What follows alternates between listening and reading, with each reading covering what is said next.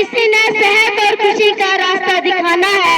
پیارے ساتھ کرام کی طرح پرواز کرتی ہوں، بستی سے بلندی کی طرح پرواز کرتی ہوں، خدا کے نام سے اس تقریر کا آغاز کرتی ہوں۔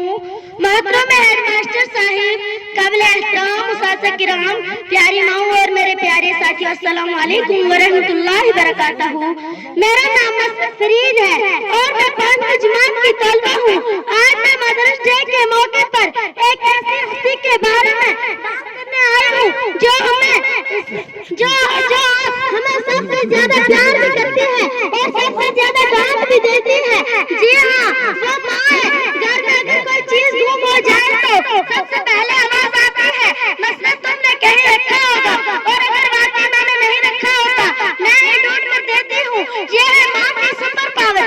ماں کی نظر سے کچھ بھی چھپا نہیں رہتا، ماں کی نظر سے کچھ بھی چھپا نہیں رہتا، ماں دل کیا کتابوں کا بستہ بھی اس سے بچا نہیں رہتا۔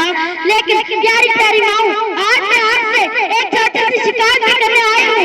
برا نہ مانے گا، جب ہم کہتے ہیں امی جان ہوم ورک آ گیا تو آپ فرض کہتے ہیں لاؤ دکھاؤ، اور جب ہم کہتے ہیں امی آج نہانے کا دن نہیں تو آپ فرض کہتے ہیں ابھی جاؤ نہاؤ، یعنی پڑھائی بھی ضروری، صفائی بھی ضروری اور بہانے وہ بالکل ضروری نہیں۔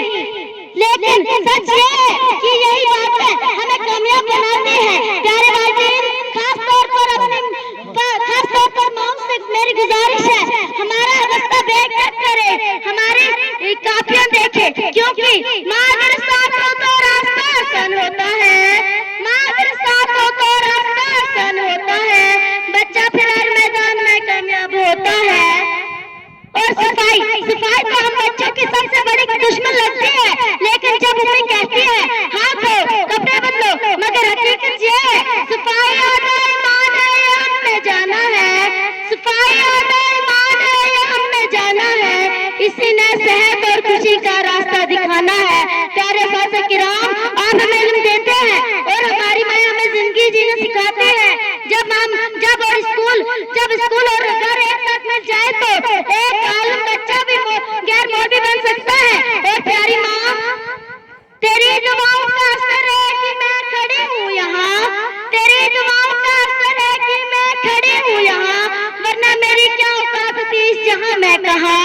آخر میں صرف اتنا کہنا چاہتی ہوں، پیارے والدین، ہمیں کھلونے نہ دے، ہمیں اپنا وقت دے، ہمیں صرف اسکول نہ بھیجے، ہماری تعلیم بھی شریعت کی بنائے، ہمیں صرف صاف کپڑے نہ پہنائے، ہمیں صفائی کی عادت بھی سکھائے اور ہمیں وقت پر اسکول بھیجے، کیونکہ بچے وہی چمکتے ہیں جنہیں توجہ ملتی ہے، بچے وہی چمکتے ہیں جنہیں توجہ ملتی ہے۔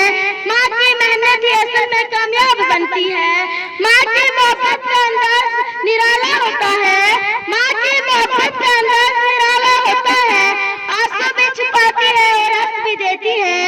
آج ہم کریں گے، ہم اپنی ماں کی عزت کریں گے۔